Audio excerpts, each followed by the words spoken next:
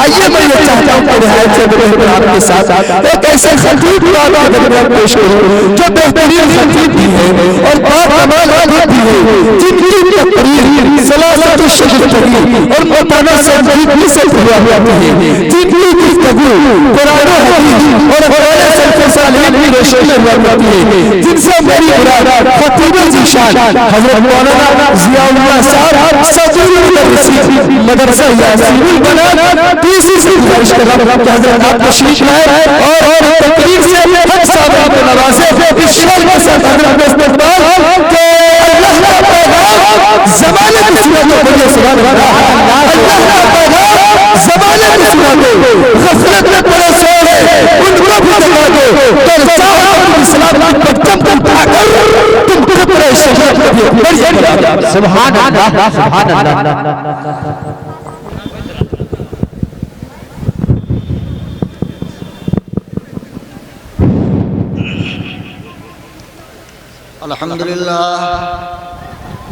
अल्हम्दुलिल्लाह नहमदुहु व नस्तईनुहु व नस्तगफिरुहु व नु'मिनु बिही व नतवक्कलु अलैहि व नऊज़ु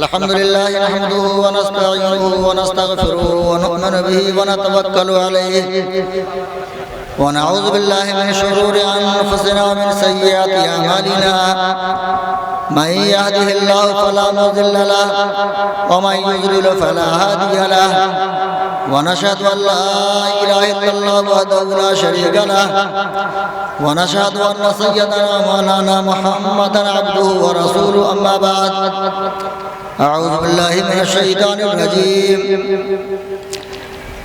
या अय्युहन्नास इत्तक़ू रब्बकुम अल्लज़ी ख़लक़कुम मिन नफ़्सिन वाहिदह व ख़लक़ मिनहा ज़ौजहा व बस्स मिनहुमा रिजालन कसीरन व निसाअ वत्तक़ुल्लाह अल्लज़ी तसाअलून बिही वल अर्हाम इन्नल्लाहा काना अलैकुम रक़ीबा। मोहतरम हज़रात और मुअज़्ज़िज़ सामीन किराम, स्टेज पर मौजूद काबिल क़द्र उलमाए किराम,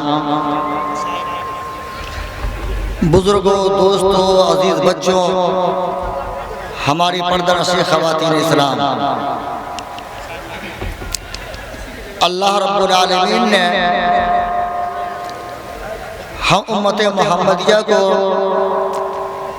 दो ऐसी अजीम नेमत अता फरमाई है जो नेमतें दिगर अक़वाम आलम के पास नहीं हैं और क़यामत तक उन लोगों को ये नेमत नहीं मिलेगी। पहली अजीम नेमत जो अल्लाह रब्बुल आलमीन ने हम ईमान वालों को और मुसलमानों को अता फरमाया वो जो जनाब मोहम्मद रसूलुल्लाह सल्लल्लाहु अलैहि वसल्लम की ज़ात गिरामी है। हज़रत आदम अलैहिस्सलाम से लेकर हज़रत ईसा अलैहिस्सलाम तक जितनी भी कौमें गुजरी हैं, जितनी भी उम्मतें गुजरी हैं और हुजूर पाक सल्लल्लाहु अलैहि वसल्लम से लेकर क़यामत तक जितनी भी कौमें आएंगी, किसी कौम के पास हुजूर पाक सल्लल्लाहु अलैहि वसल्लम की मिसाल मौजूद नहीं है। यहूदियों के पास जाइए, नसरानियों के पास जाइए और इस दुनिया में बसने वाले दिगर कौमों के पास जाइए, हर एक आदमी जब इस वक्त यहाँ पहुँचेगा कि मुसलमानों के पास मोहम्मद रसूलुल्लाह सल्लल्लाहु अलैहि वसल्लम की ज़ात अक़दस है, तो आपको यह अंदाजा मिलेगा कि अल्लाह रब्बुल आलमीन ने हम ईमान वालों के अज़ीम नेमत अता फरमाया है। चूँकि दिगर कौमों के पास अगर अंबिया कराम की जमात है, तो हमारे पास इमामुल अंबिया जनाब मोहम्मद रसूलुल्लाह सल्लल्लाहु अलैहि वसल्लम की ज़ात अक़दस है। हमारे पास खातमुल अंबिया जनाब मोहम्मद रसूलुल्लाह सल्लल्लाहु अलैहि वसल्लम की ज़ात बाबरकत है। ये नेमत तो आज हमारे सामने मौजूद नहीं है,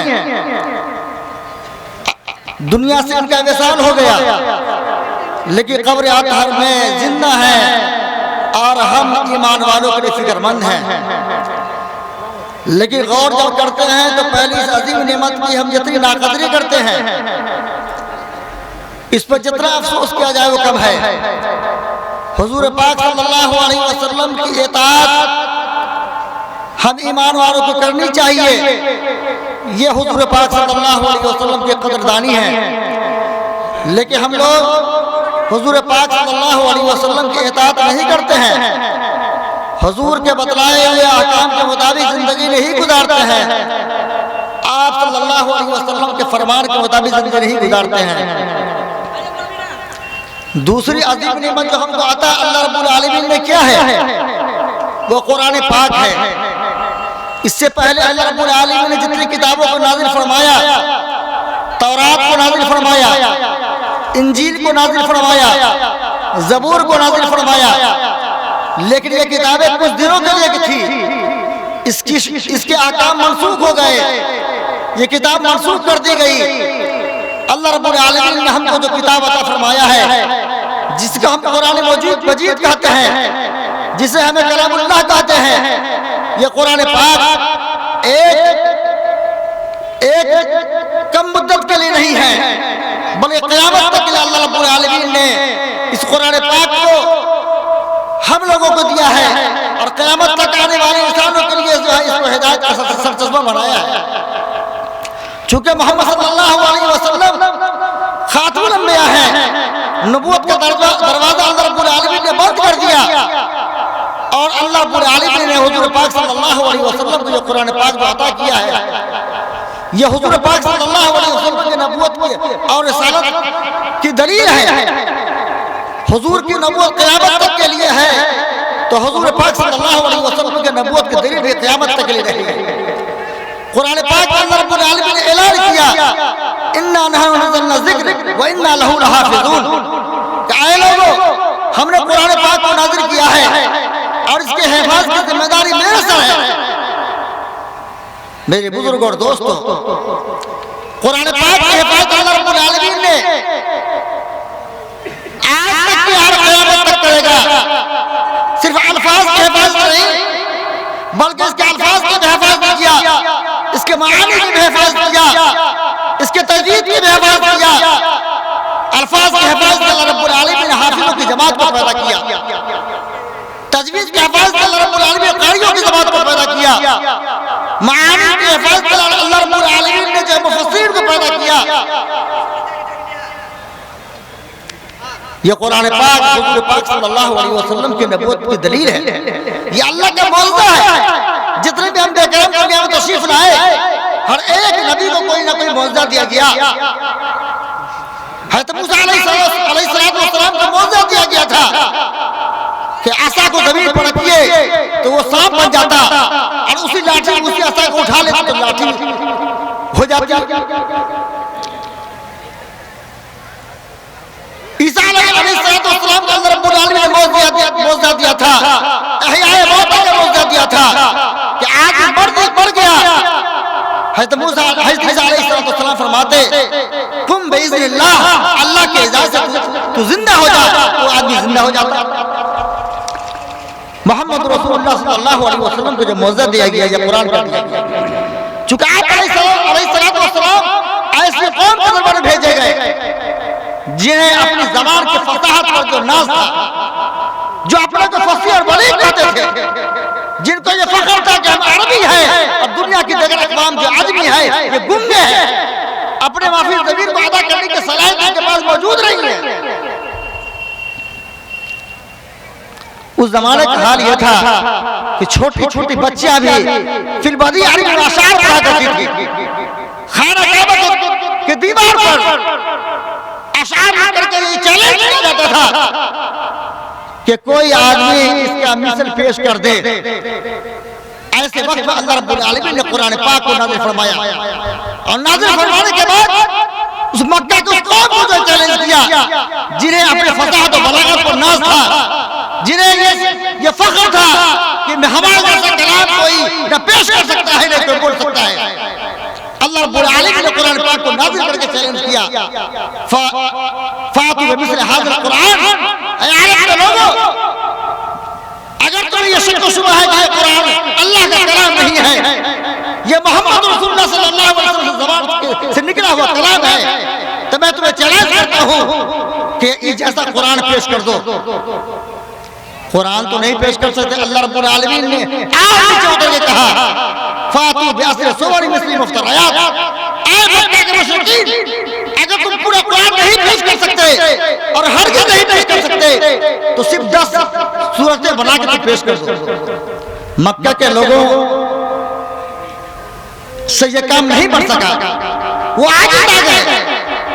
तो अल्लाह रब्बुल आलमीन ने नीचे उतर कहा, फातू बिसूरतिन मिस्ली, एक सूरह बना के पेश कर दो। इन्ना आतैना कल कौसर जैसी सूरह बना के पेश कर दो। हम मान लेंगे कि तुम्हें अपने फसाहत और बलागत पर नाज है और ये कुरान अल्लाह का कलाम नहीं है। लेकिन मक्का के वो कौम गौर कीजिए जिन्होंने मोहम्मद रसूलुल्लाह सल्लल्लाहु अलैहि वसल्लम को सताया, रास्ते में पेटे बिछाया, नमाज पढ़ने के हाल में पुष्प पर जो है वो नहीं जाना, हुजूर पाक सल्लल्लाहु अलैहि वसल्लम को साहिर और मजनून कहा, हुजूर पाक अलैहिस्सलाम को मक्का से निकलने में मजबूर किया। ऐसी कौम को चैलेंज किया क्या कुरान पाक ने? वो कौम आजिज़ आ गई और कहा, इन्न फीहा लहलावत व तराबा, ये कुरान का ऐसा कलाम है अल्लाह का जिसको पढ़िए तो शीरीनी का एहसास होता है, मजा का एहसास होता है, हलावत मिलती है। हम लोग अरबी के अशार पेश करते हैं, उसमें कोई मजा नहीं है, कोई लुत्फ नहीं है, कोई शीरीनी नहीं है। कुरान पाक को पढ़ने का शीरीनी का एहसास होता है। मेरे बुजुर्ग और दोस्तों, मक्का के मुशरिकीन नहीं, सारे लोग ससर करने के बाद भी आज भी कोई आदमी कुरान जैसा एक आयत पेश नहीं कर सका। अमेरिका में एक यूनिवर्सिटी है या कॉलेज है, उसमें प्रोफेसर हजरात तालीम देते हैं। इत्तेफाक ऐसा कि उस कॉलेज के अंदर एक प्रोफेसर है मुसलमान और बच्चे प्रोफेसर कोई यहूदी है कोई नसरानी है, लेकिन वो प्रोफेसर नसरानी प्रोफेसर से भी जो अरबी का माहिर आदमी सब। एक दिन मुसलमान प्रोफेसर अरबी और अंग्रेज प्रोफेसर की तरह गुफ्तगू हो रही थी। कह रहे भाई तुम्हारे कुरान ने चैलेंज किया कि इस कुरान जैसे कोई एक आयत पेश कर दो। तो मुसलमान प्रोफेसर ने कहा, ये चैलेंज तो 1450 साल पहले किया गया, लेकिन पूरी दुनिया के अंदर जो है कोई भी आदमी एक भी आदमी तैयार नहीं हो सका कि कुरान जैसे एक आयत पेश कर दे। तो उन लोगों ने कहा कि जो है, अच्छा बताओ कि जहन्नम की गहराई कितनी होगी? प्रोफेसर मुसलमान प्रोफेसर ने कहा कि तुम जो उसके मिस्र जो कोई आयत पेश करो। सब उन्होंने कहा कि 1 हफ्ता का वक्त दो, अगले हफ्ते हम जो है कुरान जैसी आयत बना के पेश करेंगे जिसमें हम गहराई का तुमको अंदाजा तुमको चलेगा। चौथे 1 हफ्ते के बाद लोग आए तो मुसलमान प्रोफेसर ने कहा कि भाई तुम लोगों ने जो है जहन्नम की गहराई का जो अंदाजा लगाने की बात है, तो तुमने जो है कोई आयत बनाया तो कोई 4 सत्र में, कोई 5 सत्र में, कोई 1 सफ़े में अरबी वाला जुमला बनाया था जिसमें जहन्नम की गहराई को बतलाया गया। मुसलमान प्रोफेसर ने कहा कि कुरान पाक में जहन्नम की गहराई का अंदाजा ने बतलाया पूरे आलम को। यौम तक़ूल जहन्नम हलीम तलाक़ फतक़ूल हलीम मज़ीद। जब अल्लाह रब्बुल आलमीन ईमान वालों को जन्नत में दाखिल कर देगा और काफिरों को और गैर ईमान वालों को जहन्नम में दाखिल कर देगा, उस वक्त अल्लाह पूछेगा, ऐ जहन्नम तू बढ़ गई? तो अब वो कहेगा हर में मजीद, अल्लाह कुछ और भी है? वो अंग्रेज प्रोफेसर ने कहा वाकई ये कुरान अल्लाह का कलाम है। एक छोटे से जुमले में अल्लाह रब्बुल आलमीन ने जहन्नम की गहराई का जो नक्शा किया है वो हम लोगों के लिए, पूरे आलम के लोगों के लिए नामुमकिन है। मेरे बुजुर्ग और दोस्तों, मैं ये कह रहा था कि अल्लाह रब्बुल आलमीन ने दो अजीम नेमत हम ईमान वालों का अता फरमाया है। पहली नेमत यह है कि अल्लाह रब्बुल आलमीन ने मोहम्मद रसूलुल्लाह सल्लल्लाहु अलैहि वसल्लम जैसा नबी हमको दिया और मोहम्मद सल्लल्लाहु अलैहि वसल्लम का हमको उम्मती बनाया।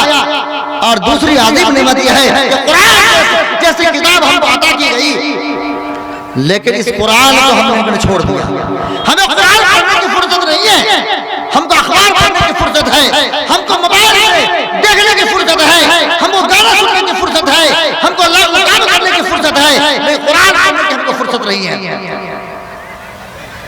जब क़यामत कायम होगी तो रसूल कहेंगे वक़ाल रसूल या रब्बी इन्न कौम इत्तखज़ू हाज़ल कुरान महजूरा।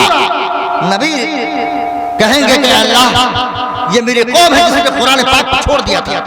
आज हमारे माशरे में आप गौर कीजिए तो कुरान हमारी जिंदगी से खत्म है, जिंदगी बच गई है। हमारे घर से कुरान निकल गया, हमारे बच्चे कुरान नहीं पढ़ते हैं, हमारी औरतें कुरान नहीं पढ़ती हैं, हमारे जो है जवान कुरान नहीं पढ़ते हैं, हमारे बूढ़े कुरान नहीं पढ़ते हैं।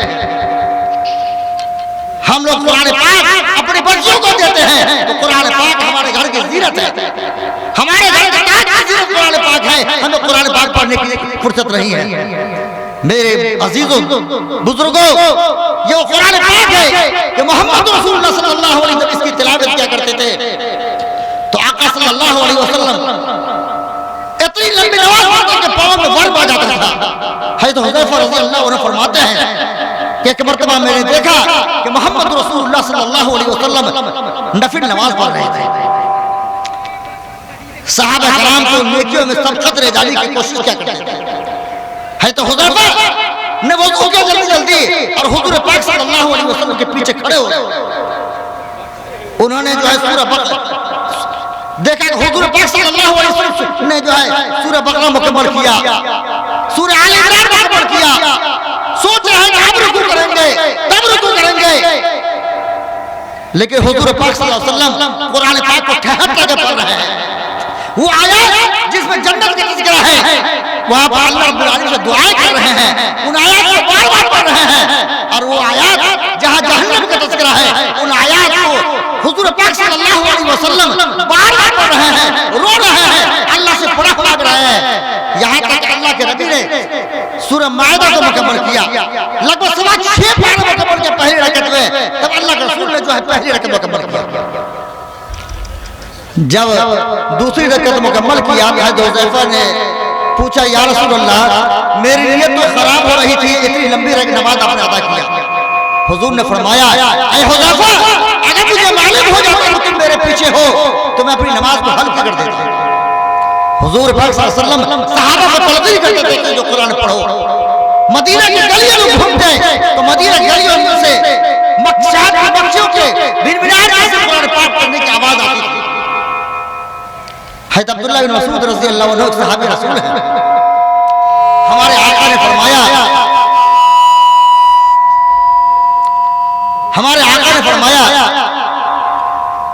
कि ऐ लोगों अगर तुम्हारी ख्वाहिश ये है कि हम हजरे अमीन जिसकी आवाज में कुरान पाक को सुने तो अब्दुल्लाह बिन मसूद की आवाज में कुरान पाक को सुनो। एक दिन हुज़ूर पाक सल्लल्लाहु अलैहि वसल्लम ने अब्दुल्लाह बिन मसूद से फरमाया कि अब्दुल्लाह बिन मसूद कुरान पाक को सुनाओ। साहब रसूल ने कहा या रसूल अल्लाह कुरान पाक मैं आपको सुनाऊं? कुरान पाक तो आप पर नाज़िल होता है, आप हमें सिखाते हैं। आप जब मैं सुनता हूं तो कुरान पाक मैं याद करता हूं। अल्लाह के रसूल ने फरमाया मेरी ख्वाहिश यह है कि मैं तेरी ज़बान से कुरान पाक को सुनूं। हज़रत अब्दुल्लाह बिन मसूद कुरान पाक को पढ़ना शुरू किया और जब इस आयत करीम आप पहुंचे फकैफ याजना मिन कुल्ली उम्मतिन बशाहिद वजीना बिका अला हाउला शहीदा कि क़यामत के दिन अल्लाह रब्बुल आलमीन हर एक नबी की उम्मत से एक गवाह को हाजिर करेगा और मोहम्मद रसूलुल्लाह सल्लल्लाहु अलैहि वसल्लम तमाम लोग गवाह बनाएंगे। तो अल्लाह के रसूल ने फरमाया अब्दुल्लाह बिन मसूद बस करो। हदीस पाक में आता है कि हज़रत अब्दुल्लाह अल्लाह के रसूल के आंखें अश्कबार थी, ज़ाहिर कतार रहे थे। उस कुरान पाक को हमने छोड़ दिया मेरे दोस्तों। इस कुरान पाक की अज़मत हवा दिल से निकल गई, इसकी बात दिल से निकाल दिया। जो कुरान रहमत की शक्ल में, नेमत की शक्ल में हम ईमान वालों को अता किया था अल्लाह रब्बुल आलमीन ने, उसको हमने छोड़ दिया। कुरान पाक को पढ़िए, हम पढ़ते नहीं हैं। अल्लाह रब्बुल आलमीन फरमाया या अय्युहल्लज़ीना आमनुत्तक़ुल्लाह व क़ूलू क़ौलन सदीदा युस्लिह लकुम अमालकुम व यग़फिर लकुम ज़ुनूबकुम व मन युति अल्लाह व रसूलहु फ़क़द फ़ाज़ फ़ौज़न अज़ीमा। ऐ ईमान वालों, अल्लाह से डरो। इस आयत करीमा के अंदर अल्लाह रब्बुल आलमीन ने दो काम करने का हुक्म फरमाया, दो काम करने का हुक्म फरमाया और दो इनाम का हुक्म अल्लाह रब्बुल आलमीन ने ऐलान फरमाया। पहला काम क्या करना है, या अय्युहल्लज़ीना आमनुत्तक़ुल्लाह, ऐ ईमान वालों अल्लाह से डरो, दिल को सही करो। और दूसरा काम जो हमें करने का हुक्म दिया कि ज़बान को सही करो, वक़ूलू क़ौलन सदीदा, ज़बान को सही करो। दो काम आपको करने का हुक्म दिया है मेरे बुजुर्गों और दोस्तों। ये दिल जो हम अल्लाह रब्बुल आलमीन ने फरमाया है, ये अल्लाह रब्बुल आलमीन ने अपने लिए तैयार किया है। यहाँ जिससे दीन के काम भी कर सकते हैं, दुनिया के काम भी कर सकते हैं। अगर आप हाथ से चोरी का माल उठाएंगे तो हाथ में दर्द नहीं आएगा, और इसी हाथ से अगर आप कुरान पाक को उठाएंगे तब भी हाथ को कोई जो है कोई परेशानी नहीं होगी। ये ज़बान, अगर ज़बान से आप जो है चोरी की मिठाई खाएंगे तब भी ज़बान को मिठास का एहसास होगा, और अगर ज़बान से जो है आप जो है जायज़ और तय्यब माल को खाएंगे तब भी आपके ज़बान में वही हलावत का एहसास होगा। पाँव से अगर आप मस्जिद की जानिब जाएंगे तो पाँव चल के चला जाएगा, अगर आप पाँव से चल के आप सलीला गाने में जाएंगे तब भी पाँव चल के चला जाएगा। लेकिन दिल एक ऐसा हिस्सा है जिस दिल के अंदर अगर जो है आप गुनाह का काम करें, दिल मलामत करेगा कि नहीं तुमने नमाज अदा नहीं किया है, ये गलत काम किया है। चोरी कर रहे हैं तो आपका दिल मलामत करेगा, आप ज़नाकारी कर रहे हैं तो दिल आपका मलामत करेगा, ग़ीबत कर रहे हैं तो दिल आपका मलामत करेगा। और कुरान पाक आप पढ़ेंगे तो दिल को इत्मीनान होगा, दिल को सुकून मिलेगा। हदीस पाक में आता है कि अल्लाह के रसूल ने फरमाया अला इन्ना फिल जसद मुज़गा इज़ा सलहत सलहल जसद कुल्लु व इज़ा फसदत फसदल जसद कुल्लु अला वहियल क़ल्ब। ऐ लोगों, खबरदार हो जाओ, सुन लो, तुम्हारे जिस्म में एक लुथरा है, जिस लुथरे का काम यह है कि अगर वो ठीक हो जाए तो तुम्हारी आंख भी ठीक हो जाएगी, तुम्हारी ज़बान भी ठीक हो जाएगी, तुम्हारे कान भी ठीक सुनने के सलाहियत, सही सुनने की सलाहियत तुम्हारे कान में पैदा हो जाएगी, तुम्हारा पाँव भी ठीक हो जाएगा, तुम्हारे जिस्म के 360 आज़ा ठीक हो जाएंगे। अगर वो गोश्त का लोथरा ठीक हो गया और अगर वो खराब हो गया तो तुम्हारी आंख भी खराब हो जाएगी, तुम्हारी ज़बान भी खराब हो जाएगी, तुम्हारे सोचने की सलाहियत खत्म हो जाएगी।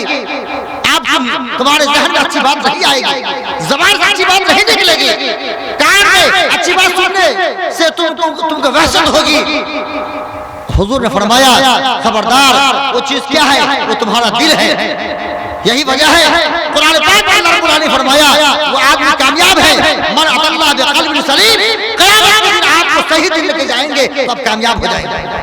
अगर आप सही लेके नहीं गए, दिल गंदा लेके गए, दिल में फसाद रहा, दिल में आपका कीड़ा है, दिल में बगावत है, दिल में जो फिस्क फुजूर का जज्बा है, दिल में नेक अमाल का जज्बा नहीं है, शैतानी वसवसात दिल में है, ऐसा दिल के लेके जाएंगे आप हरगिज़ कामयाब नहीं होंगे।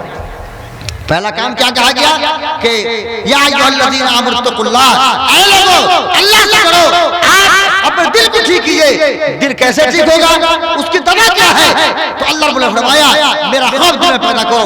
जब मेरा दिल में तुम मेरा खौफ तुम्हारे दिल में आ जाएगा तो अब तुमको अच्छे काम करने मजा आएगा, तुमको जो है कुरान पाक में मजा आएगा, तुमको जो है नमाज पढ़ने मजा आएगा, तुमको जो नेक अमाल में मजा आएगा। और अगर तुम्हारे दिल में मेरा खौफ नहीं होगा तो अच्छा काम तुमको अच्छा नहीं लगेगा। अमीरुल मोमिनीन हज़रत फारूक रज़ी अल्लाह अन्हु का ज़माना है। अमीरुल मोमिनीन रात में गश्त क्या करते थे, हमारे ज़माने के हुक्मरान जैसे नहीं थे कि उनको ही कहीं जाना है तो जासूस को भेजना पड़ेगा, फिर फौज को भेजना पड़ेगा, फिर जो आगे पीछे फौज होगी। अमीर मुमिनीन हज़रत फारूक रात में गश्त करते थे। क्या मकसद होता था? हमारे कौम किस हाल में है, मुसलमान किस हाल में है, कोई मजलूम तो नहीं है, कोई भूखा तो नहीं है, कोई सताए हुए आदमी तो नहीं है, कोई मरीज तो नहीं है। उसके हालात के इतना हासिल करने के लिए रात में गश्त क्या करते थे। रात में जब पूरे मदीने के लोग सोए हुए हैं, फारूक आज़म मदीने के गलियों में घूम रहे हैं। एक घर से आवाज आ रही है, दो औरत की आवाज है।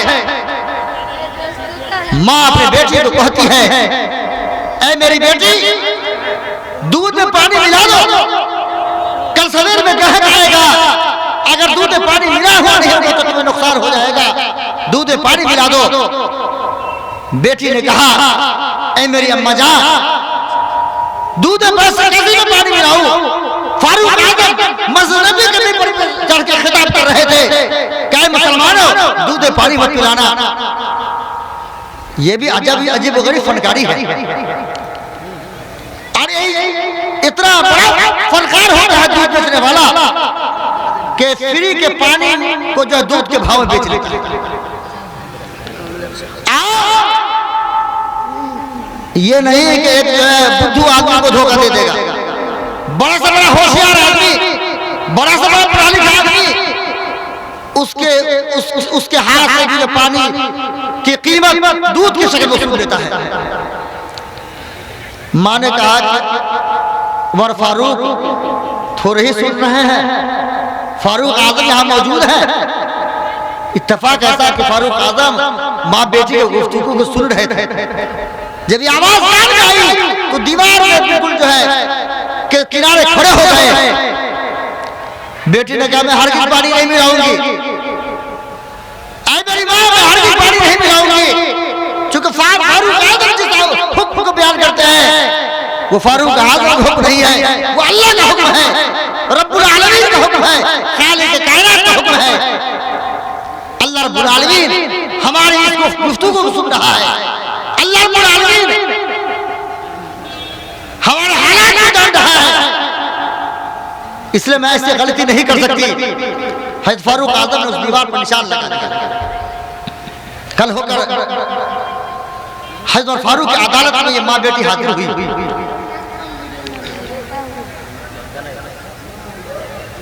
फारूक आज़म ने मालूम किया कि ये बच्ची जो है शादीशुदा है, कहीं शादीशुदा तो नहीं। हज़रत फारूक रज़ियल्लाहु अन्हु ने कहा, इस बच्चे का रिश्ता मेरे बेटे से किया जाए। मेरे बुजुर्ग और दोस्तों, उसी लड़के से हज़रत आसिम पैदा हुआ और उसी लड़के के नवासा हुए हज़रत उमर इब्न अब्दुल अजीज रहमतुल्लाह अलैह, जो 5वें खलीफा कहलाते हैं। देखा आपने, दिल से ये हुआ, अल्लाह का खौफ दिल पैदा हुआ, इनकलाब आया। हज़रत फारूक ने उस तकबे को पसंद किया और अल्लाह रब्बुल आलमीन को इतना पसंद आया कि अल्लाह रब्बुल आलमीन ने उनकी नस्ल में हज़रत उमर इब्न अब्दुल अजीज को पैदा करवाया। ये क्या है? या अय्युहल्लज़ीना आमनुत्तक़ुल्लाह, ऐ ईमान वालों, अल्लाह से का डर दिल पैदा कर लो। अल्लाह का डर दिल में आपको जब पैदा हो जाएगा तो आप खेत में होंगे तब भी गुनाह से बचेंगे, जन्नत में होंगे तब भी गुनाह से बचेंगे, आवाम मजलिस में होंगे तब भी गुनाह से बचेंगे। जहाँ भी आप होंगे आपके दिल में खुदा का खौफ होगा, आपके दिल में खुदा का डर होगा, गुनाह से आप बच जाएंगे। अगर आपके दिल में खुदा का खौफ नहीं है तो आप कुछ भी कर सकते हैं, कोई भी गुनाह कर सकते हैं। और दूसरी चीज अल्लाह रब्बुल आलमीन ने फरमाया, वक़ूलू क़ौलन सदीदा, ऐ लोगों सच्ची बात करो। पहली चीज तुम्हारे दिल में खुदा का खौफ दिल को बनाओ, और दूसरी चीज ये कि तुम्हारी ज़बान में जो सच्चाई होनी चाहिए। फ़इन्नल लिसान जिर्महु सगीर व जुर्महु कबीर, और कमा क़ाल अलैहिस्सलातु वस्सलाम, इस ज़बान का ये टुकड़ा, ये छोटा सा टुकड़ा है जिसका जुर्म बहुत बड़ा होता है। इसे ज़बान से कुरान पाक पढ़ेंगे तो एक एक हर बात पढ़ने की लिखी जाएगी, और इसी ज़बान से आप गाली देंगे तो गुनाह लिखा जाएगा। इसी ज़बान से आप ग़ीबत करेंगे तो जो आप जो है अपने मुर्दार भाई का गोश्त खाने की तरह से हो जाएंगे। इसी ज़बान से आप जो है कुफ्र जुमला बोलेंगे तो आप मुर्तद हो जाएंगे। मेरे बुजुर्ग और दोस्तों, ये ज़बान बहुत बड़ी चीज है। इंसान के जितने भी रिश्ते हैं वो खून के रिश्ते हैं। भाई दूसरे का भाई बनता है, ज़ैद और का भाई बना इस वजह से के खून का रिश्ता है। माँ बेटे का रिश्ता ये खून का रिश्ता है। बहन और भाई का रिश्ता खून का रिश्ता है। दादा और दादी का रिश्ता खून का रिश्ता है। नानी और नानी का रिश्ता खून का रिश्ता है। लेकिन एक रिश्ता ऐसा है जो ज़बान का रिश्ता है। एक रिश्ता ऐसा है जो ज़बान का रिश्ता है, और वो रिश्ता सबसे मजबूत है। वो रिश्ता क्या है? मियाँ बीवी का रिश्ता है, शौहर और बीवी का रिश्ता है। शौहर कहता मैंने कबूल किया ज़बान से, तो अब जो है वो बीवी, वो लड़की, अजनबी लड़की उसकी बीवी बन जाती है। खून का कोई रिश्ता मौजूद नहीं है। ज़बान ने कहा, दिल से कोई कहेगा मैंने शादी किया तो वो उसका इतबार नहीं, शादी नहीं होगी। ज़बान ने कहा मैंने कबूल किया तो वो आप एक अजनबी लड़की उसकी बीवी बन गई। इसलिए अल्लाह रब्बुल आलमीन ने कहा कि जो है ज़बान की इस्लाह करो। ज़बान तुम्हारी अच्छी होनी चाहिए। इस मामले में हमारे मर्दों का हाल यह है कि हमारी ज़बान अच्छी नहीं है। हम हर वक्त लघु में मशगूल रहते हैं, हर वक्त जो है झूठी बात, झूठ बात बोलने में लगे रहते हैं। और औरतों का हाल यह कि जहाँ बैठे ग़ीबत करती है, शिकवा शिकायत करती है, कुरान पाक पढ़ने की फुर्सत नहीं है, ज़िक्र अज़कार के लिए जो हमें फुर्सत नहीं है, नमाज पढ़ने की फुर्सत नहीं है, लेकिन लघु काम करने के लिए हमें फुर्सत है। हमें कोई थकावट नहीं होती है। कुरान पाक पढ़िए तो कहेंगे थक गए, दीनी किताबों को पढ़िए तो आप कहेंगे थकावट का एहसास करेंगे। लेकिन आप इस ज़बान से ग़ीबत करते रहिए, शिकवा शिकायत करते रहिए, लोगों की इज्जत आबरू से खेलते रहिए, तो आपको कोई थकावट का एहसास नहीं होगा। फरमाया दो नेमत को, दो काम करो। पहला काम यह है कि तुम जो अपने दिल को सही करो, अपने दिल में जो है मेरी मोहब्बत पैदा करो, मेरा खौफ पैदा करो। और दूसरा काम यह है कि तुम ज़बान की इस्लाह कर लो। तो क्या करेंगे? युस्लिह लकुम अमालकुम व यग़फिर लकुम ज़ुनूबकुम। ऐ ईमान वालों, अगर ये दो काम तुम कर लोगे तो हम तुम पर दो इनाम होगा। पहला इनाम ये होगा कि तुम्हारे सारे काम को हम तो अच्छा कर देंगे। तुम्हारे काम में जो बिगाड़ पैदा होने वाला है उसके हम इस्लाह कर देंगे, उसके रास्ते को हम जो खोल देंगे, दुनियावी सारे काम को तुम अच्छा कर देंगे। तुम्हारी जिंदगी होगी तो आराम वाली जिंदगी होगी। तुम्हारा जो है तुम्हारी जिंदगी जो होगी पाकीज़ा जिंदगी होगी। दुनिया का सारा काम तुम्हारी आसान हो जाएगा। नमाज पढ़ना तुम्हारी आसान होगा, कुरान पाक पढ़ना तुम्हारी आसान होगा, ज़िक्र अज़कार तुम्हारी आसान होगा, और व यग़फिर लकुम ज़ुनूबकुम। दूसरा इनाम ये होगा कि तुम्हारे गुनाहों को हम माफ कर देंगे। मेरे बुजुर्ग और दोस्तों,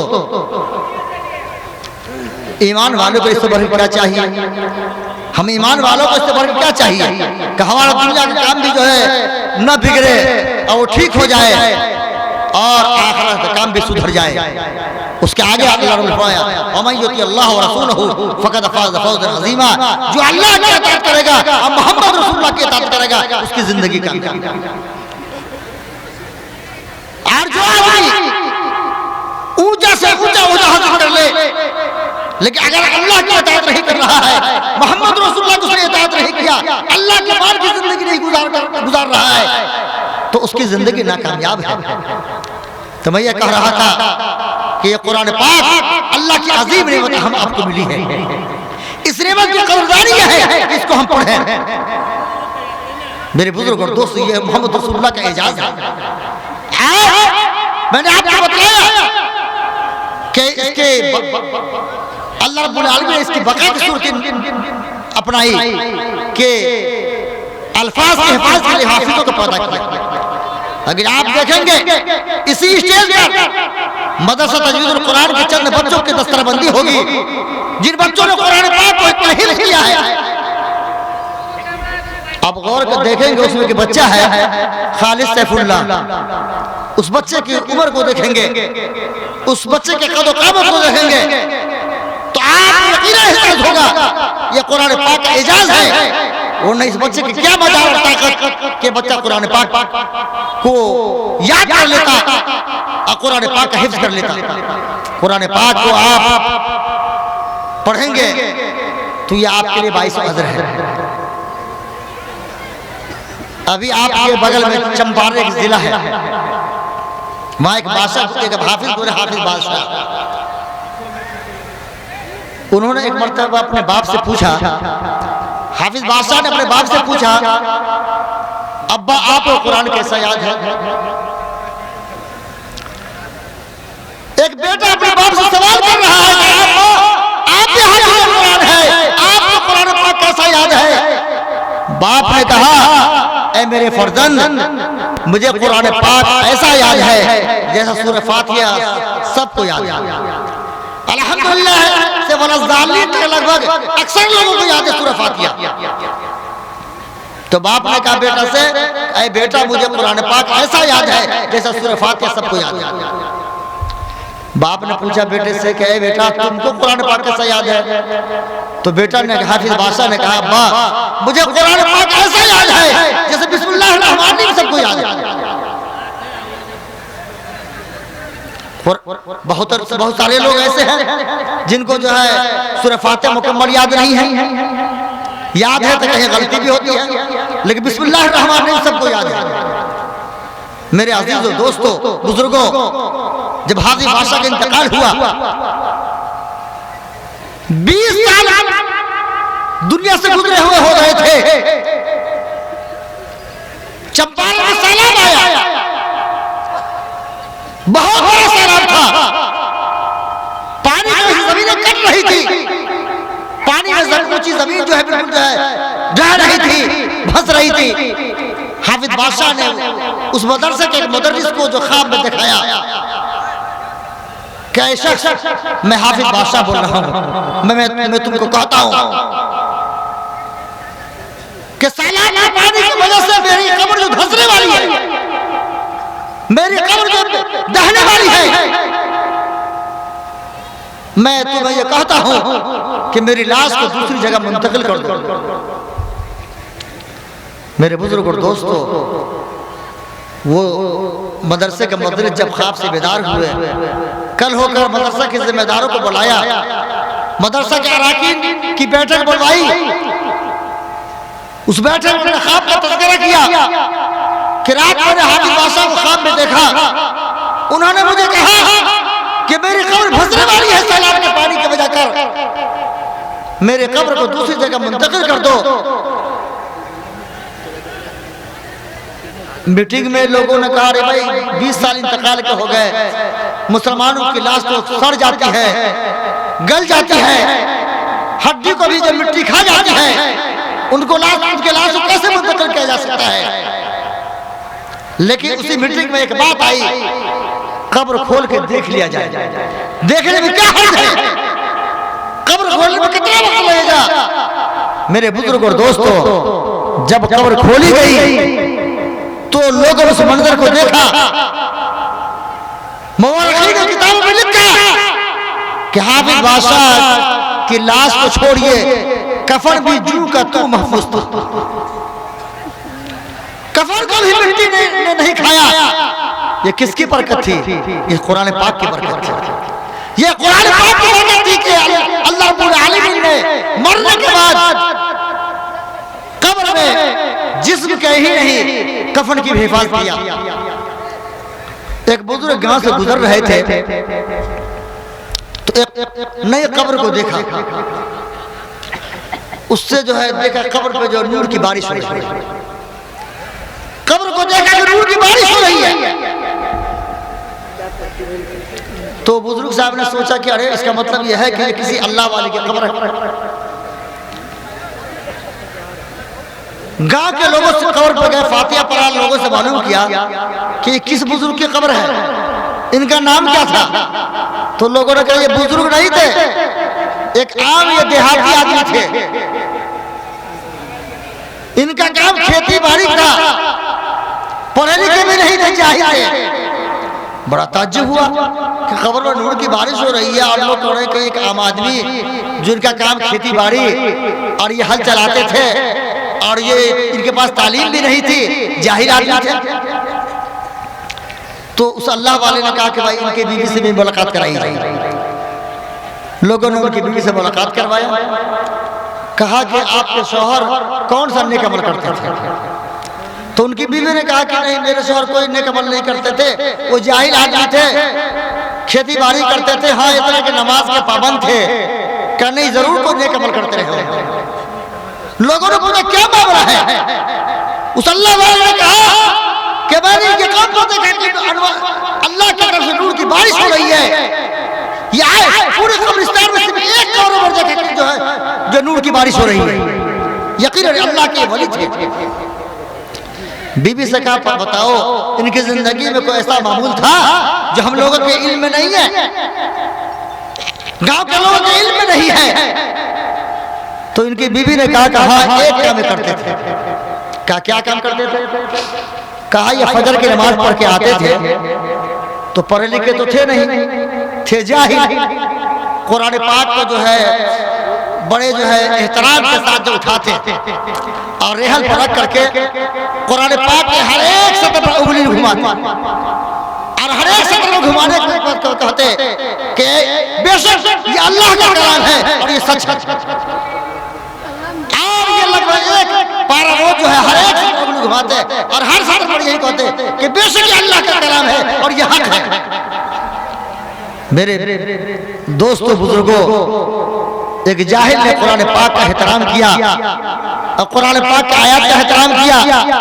आपने देखा अल्लाह रब्बुल आलमीन ने क्या इजाज़त बख्शा कि उनके कब्र पर नूर की बारिश शुरू हो गई। मरने के बाद हम और आप हैं ख्वाब गफलत में पड़े हुए, कोई फिक्र नहीं है, कोई आफत नहीं है, कोई परेशानी नहीं है, कोई कुरान पाक का एहतराम नहीं है।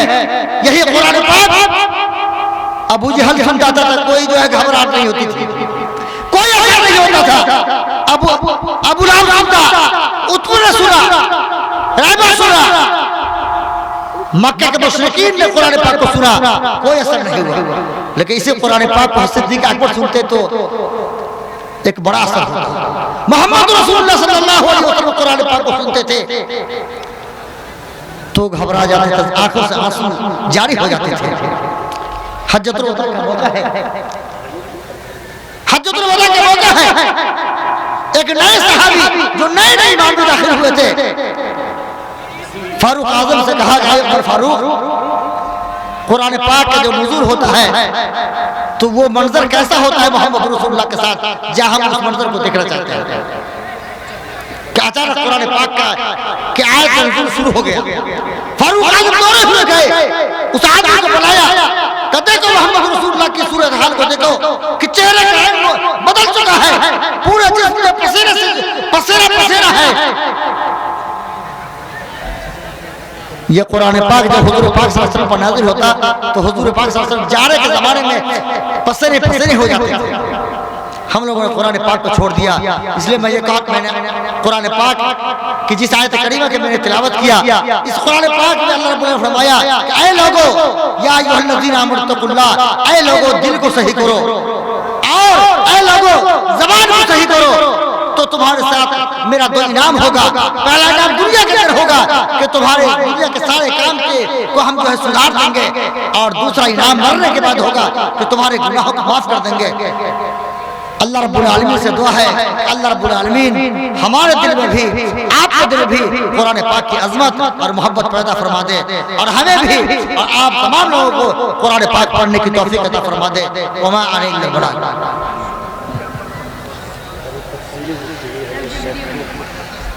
Masya Allah.